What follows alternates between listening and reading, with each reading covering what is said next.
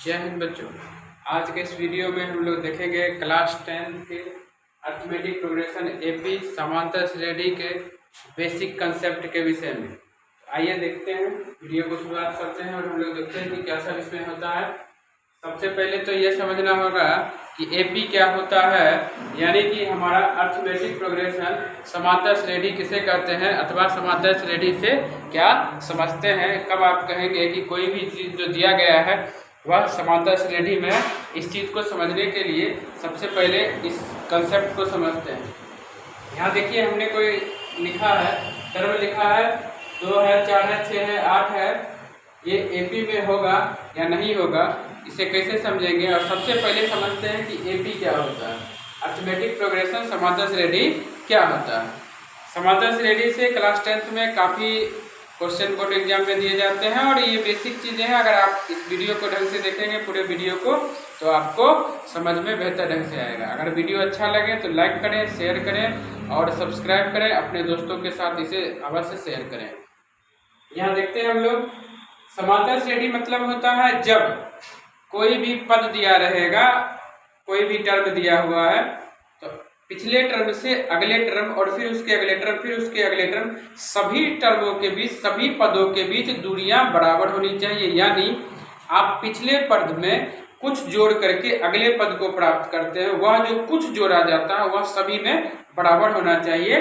तब हम वैसे स्थिति में कहेंगे कि यह समांतर श्रेणी है, यह आपका एपी में दिया गया है, अर्थमेटिक प्रोग्रेशन में दिया गया है। इंग्लिश और हिंदी दोनों मीडियम के बच्चों के लिए यह वीडियो बनाया जा रहा है। इंग्लिश मीडियम के बच्चे भी समझ सकते हैं जो सीबीएसई बोर्ड में पढ़ते हैं, और जो बिहार बोर्ड के बच्चे हैं वह भी इसको अच्छी से समझ सकते हैं। इसमें देखिए 2 और 4, इसके बीच का अंतर कितना है, 2 का। फिर यहाँ से यहाँ 2 का, फिर यहाँ से यहाँ 2 का, ये हमारा क्या हो जाएगा, एपी होगा। और इसी को एपी कहा जाता है। यानी आप देखिए, पिछले पद में अगले टर्म को प्राप्त करने के लिए 2 जोड़ते हैं, फिर पिछले पद में अगले टर्म को प्राप्त करने के लिए 2 जोड़ते हैं, फिर पिछले टर्म में अगले टर्म को प्राप्त करने के लिए 2 जोड़ते हैं। यानी 2 पदों के बीच, 2 टर्मों के बीच की जो दूरियां है वह 2 की दूरियां है। यानी पिछले टर्म में 2 जोड़िए तो अगले टर्म प्राप्त हो जाती है, जो हमारा समांतर श्रेणी कहलाता है। इसी को समांतर श्रेणी कहा जाता है। एक और एग्जाम्पल यहाँ देखिए, 1 से 6 है, यहाँ 5 की दूरी है, यहाँ 6 से 8 में 2 की दूरी है, 8 से 10 में 2 की दूरी है, यहाँ 10 से 12 में 2 की दूरी है। परंतु आप देख रहे हैं कि यहाँ 5 की दूरी है, फिर इस सभी में 2 की दूरियां आ गई है। यानी पहले पद में दूसरे पद को प्राप्त करने के लिए 5 जोड़ रहे हैं, फिर अगले सभी पद को प्राप्त करने के लिए पिछले पदों में 2 जोड़ा जा रहा है, जो बराबर दूरियां नहीं है। इसी वजह से इसको हम लोग एपी नहीं कहेंगे, अर्थमेटिक प्रोग्रेशन में इसे नहीं कहेंगे, समांतर श्रेणी नहीं कहेंगे। तो समांतर श्रेणी के विषय में निश्चित तौर पे आप समझ गए होइएगा कि समांतर श्रेणी उसे कहेंगे, या एपी या अर्थमेटिक प्रोग्रेशन उसे कहेंगे जब हम पिछले पदों में एक निश्चित चीजों को जोड़ करके अगले पद को प्राप्त करते हैं, तब वह समांतर श्रेणी में कहा जाएगा, एपी में कहा जाएगा। अब एपी में, समांतर श्रेणी में कुछ चीजें होती है जो आपको जानना जरूरी है, कुछ महत्वपूर्ण चीजें होती है जो बेसिकली आपको पता होना चाहिए, तभी आप एपी के सभी क्वेश्चन को बना सकते हैं। यहाँ पर दिया हुआ है टर्म, पद, यानी पद किसको कहेंगे, तो समांतर श्रेणी में जो भी डिजिट लिखा जाता है या जो भी आपको नंबर लिखा रहेगा, जो भी अंक या जो भी संख्या लिखा रहेगा, वो सभी अंक या वो सभी संख्या, वो सभी डिजिट, वो सभी नंबर टर्म कहलाते हैं, पद कहलाते हैं। जैसे कि अगर ये समांतर श्रेणी हमारा है, इसमें 2 एक पद है, 4 पद है, 6 पद है, 8 पद है, इस सभी को हम लोग पद या टर्म कहेंगे। तो टर्म समझ में आ गया होगा कि समांतर श्रेणी में जो भी चीजें लिखा हुआ रहता है उसे टर्म या पद कहते हैं। अगला देखते हैं हम लोग ए, यानी 1 से क्या दिखाया जाता है, तो फर्स्ट टर्म, जो भी सबसे पहले लिखा हुआ रहेगा उसको ए से दर्शाएंगे और उसको फर्स्ट टर्म कहेंगे, प्रथम पद कहेंगे। इसके लिए हम लोग ए या A1 भी लिखते हैं। आप A1 भी लिखिए तो भी वह फर्स्ट टर्म होगा, प्रथम पद ही होगा। ए लिखिए तो भी वह फर्स्ट टर्म यानी प्रथम पद ही कहलाएगा। जैसे अगर हमारा ये एपी है, इस एपी में कहा जाएगा कि फर्स्ट टर्म क्या होगा, प्रथम पद क्या होगा, ए क्या होगा, तो 2 हमारा ए होगा। अगर ए बराबर यहाँ कहा जाए लिखने के लिए, तो ए बराबर हम लोग क्या लिखेंगे, 2 लिखेंगे। तो ये भी समझ में आ गया होगा। अब एक नया चीज आ गया, कॉमन डिफरेंस, यानी सार्वंतर, जिसको डी से भी दर्शाते हैं और कई बार आप इसको देख सकते हैं पी से भी इसको हम लोग दर्शा सकते हैं। तो सार्वंतर यानी कॉमन डिफरेंस क्या होता है, अगले पद में से पिछले पद को घटाना, यानी दो पदों के बीच जो निश्चित दूरी हम लोग जोड़ते हैं, पिछले पद में अगले पद को प्राप्त करने के लिए एक निश्चित चीजों को हम लोग जोड़ रहे हैं। यहाँ पर देखिए, यहाँ हम और एग्जाम्पल दे देते हैं। जैसे कि आप देखिएगा, 1 है, 3 है, 5 है, 7 है, 9 है, डॉट डॉट डॉट। तो इसको प्राप्त करने के लिए 1 में हम लोग 2 जोड़ रहे हैं, 3 में हम लोग 2 जोड़ रहे हैं, 5 में हम लोग 2 जोड़ रहे हैं, 7 में हम लोग 2 जोड़ रहे हैं। क्या है? एक निश्चित चीजों को जोड़ा जा रहा है। जितना चीज हम लोग जोड़ रहे हैं, अगर घटाएंगे, 3 से 1 घटाएंगे तो 2 प्राप्त करेंगे, 5 से 3 घटाएंगे तो 2 प्राप्त करेंगे, 7 से 5 घटाएंगे तो 2 प्राप्त करेंगे, 9 से 7 घटाएंगे तो 2 प्राप्त करेंगे। ये एक निश्चित राशि जो जोड़ते हैं, पिछले क्रम में अगले क्रम को प्राप्त करने के लिए जोड़ रहे हैं, लेकिन अगले क्रम से पिछले क्रम को प्राप्त करने के लिए घटाएंगे, अगले क्रम से पिछले क्रम को प्राप्त करने के लिए घटाएंगे। यही हमारा क्या कहलाता है? कॉमन डिफरेंस या सार्व अंतर कहलाता है। जो अगर एपी होगा तो एपी के सभी पदों, सभी टर्मों के बीच के सार्व अंतर हमारे बराबर होंगे। ये दूसरा टर्म अभी बताया, ये फर्स्ट पद है, ये प्रथम पद है, और ये दूसरा पद यानी सेकेंड टर्म है। तो आप सेकेंड में से फर्स्ट घटाइए, 2 प्राप्त होगा, थर्ड में से सेकेंड घटाइए तो भी 2 प्राप्त होगा। इसी को हम लोग क्या कहेंगे? कॉमन डिफरेंस यानी सार्व अंतर कहेंगे। उसके बाद आप देखिए, एक आ गया यहाँ पर एन।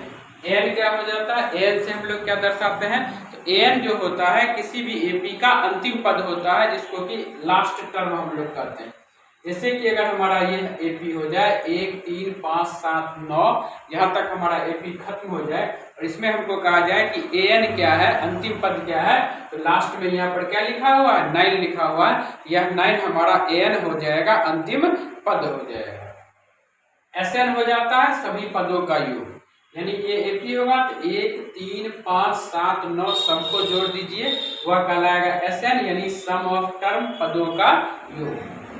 एन होता है, उससे हम लोग पद दिखाते हैं, टर्म दिखाते हैं। जैसे कि अगर यह एपी हो जाए, इसमें अगर हमको एन कहा जाए 1, 2, 3, 4, 5, इस एपी में कुल 5 हमको टर्म दिए गए हैं। इसमें एन की संख्या कितनी हो जाएगी? 5 हो जाएगी। एन बराबर हमारा क्या हो जाएगा?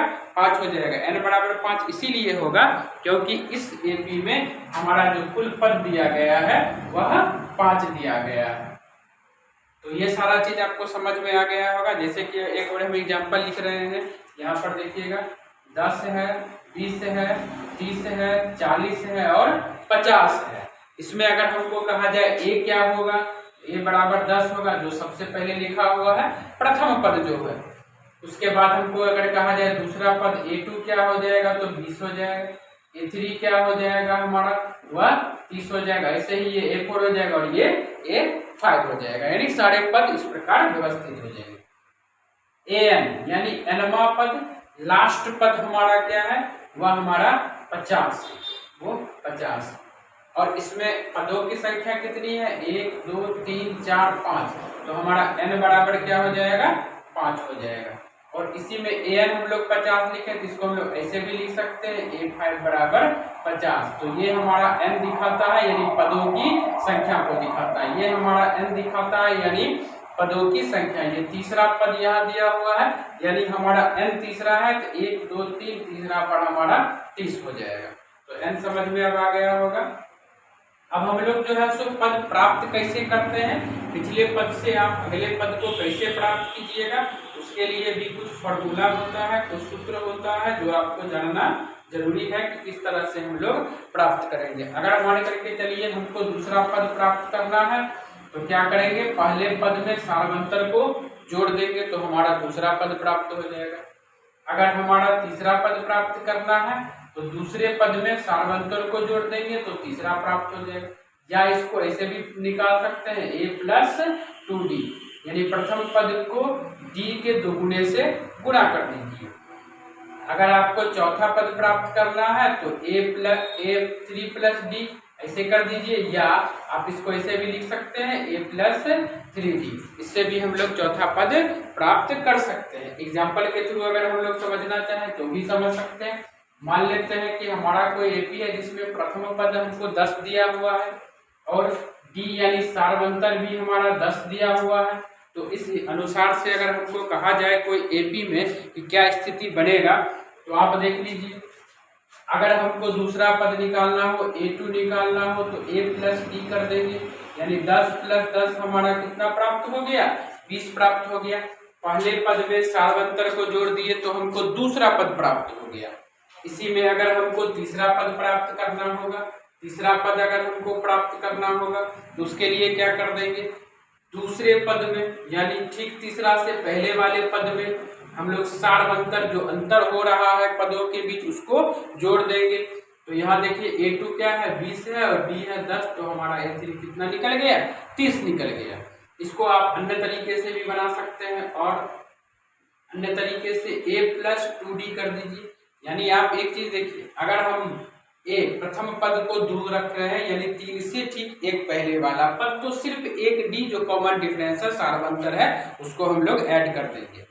लेकिन अगर हम लोग ए को वैसे ही रखना चाहते हैं, यानी प्रथम टर्म को वैसे ही, प्रथम पद को वैसे ही रखना चाहते हैं और सार्वंतर के माध्यम से अगले पद को ज्ञात करना चाहते हैं, तो सार्वंतर को हम लोग वहां पर आगे बढ़ा देंगे। यानी ये हो जाएगा 10 प्लस 2 इंटू 10 यानी 10 प्लस 20, तब भी हमको कितना प्राप्त हो रहा है, 30 प्राप्त हो रहा है। तो दोनों तरीके से आप यहाँ पर अगले पद को निकाल सकते हैं, जो काफी आसान है, काफी आसान है। इसमें एक बात को ध्यान रखना होगा आपको कि अगर हम लोग ए का मान स्थिर रखते हैं तो हमको डी को बढ़ाना है, अगर हम लोग डी को बढ़ा रहे हैं तो हम लोग ए को स्थिर रख रहे हैं, वैसे ही अगर हम लोग ए को बढ़ाएंगे तो डी को स्थिर रखेंगे। एज फॉर एग्जांपल समझिए कि अगर हमारा सार्वंतर कोई एपी दिया गया है, कोई भी एपी हम लोग ले लेते हैं, 5 है, 10 है, 15 है, 20 है और 25 और 30, ये हमारा कोई एपी दिया गया है।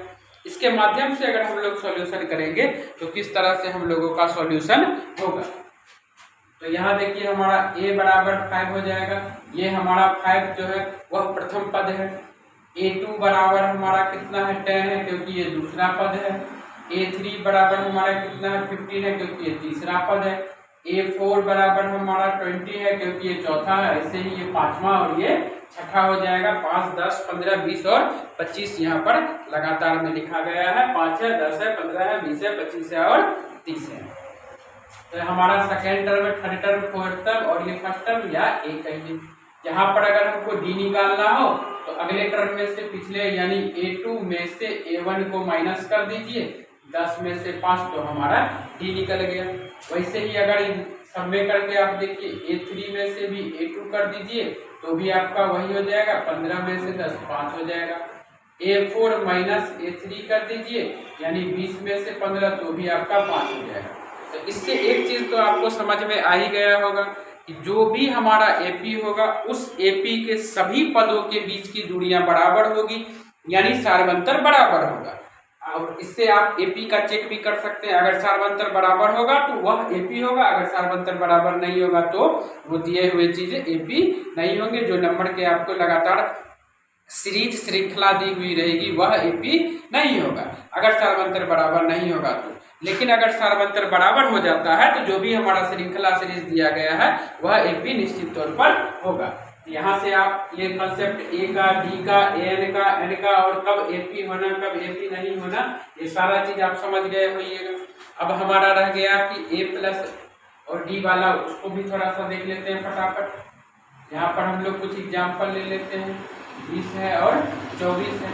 अगर हमको यहाँ पर मान करके चलिए तीसरा पद 12 हम लोग लिखे हैं, 12 है, 4, 8, 12, 16, 20 और 24, 4, 8, 12, 16, 20 यहाँ पर दिया गया है। इसके आधार पर हम लोग देखते हैं, अगर हमको A3 निकालना होता है हम लोग क्या कर देते हैं, A2 प्लस डी, यानी जो हमारा पिछला टर्म है उसमें जो सार्वंतर है उसको जोड़ना है। तो सार्वंतर यहाँ पर देख लीजिए, 8 में से 4 घटाइए तो 4, 12 में से 4 घटाइए तो 4, 16 में से 12 घटाइए तो 4, 20 में से 16 घटाइए तो 4, 24 में से 20 घटाइए तो 4, यानी हमारा 4 का अंतर हो रहा है, तो सार्वंतर हमारा 4 हो गया। डी हमारा यहाँ पर इसमें कितना हो जाएगा, 4 हो जाएगा। तो तीसरा टर्म अगर हमको प्राप्त करना है तो उसमें क्या करेंगे, दूसरे टर्म में डी को जोड़ देंगे।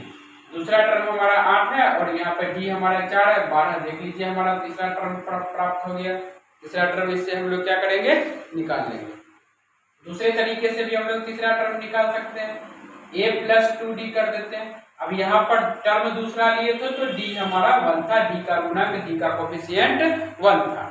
लेकिन अगर हम लोग यहाँ पर ए को 1 रहने देते हैं तो डी के कोफिशिएंट को बढ़ाना पड़ेगा। यानी देखिए इसका जो कोफिशिएंट था वो यहाँ चला आया, 1 हम लोग कर दिए, यहाँ पर 1 पहला टर्म, और इसका जो था a2 इसको हम लोग d के साथ कर दिए 2t हो गया।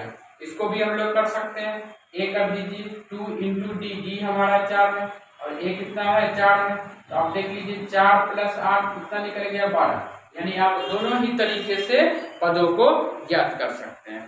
तो उम्मीद है आपको बेसिक कंसेप्ट समझ में आ गया होगा। अगर वीडियो अच्छा लगे तो शेयर करें अपने दोस्तों के साथ, लाइक करें और चैनल को निश्चित तौर पे सब्सक्राइब करें ताकि आपको ऐसे ही वीडियो लगातार मिलते रहेंगे जिसमें आपके बेसिक कंसेप्ट क्लियर होते रहेंगे।